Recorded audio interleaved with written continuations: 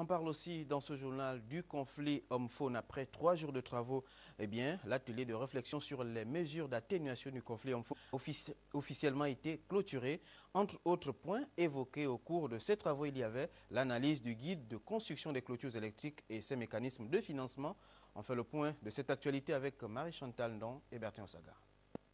Pendant 3 jours, les experts ont pris à bras-le-corps la problématique du conflit homme-faune, notamment les critères d'éligibilité pour protéger les cultures des populations et les mesures d'atténuation complémentaires. La clôture électrique se veut un outil d'aide à la majorité, n'est-ce pas, des populations agricoles. Ceux qui ne sont pas constitués en personne morale pourront bénéficier.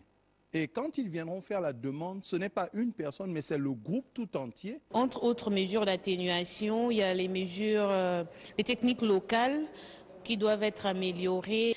Et on a également travaillé sur les mécanismes de financement de gestion des conflits hommes-faune et voir le processus de mise en place d'une caisse de gestion. L'administration forestière se félicite de l'issue des travaux. Je vous félicite de ce que cet atelier ait répondu à nos attentes.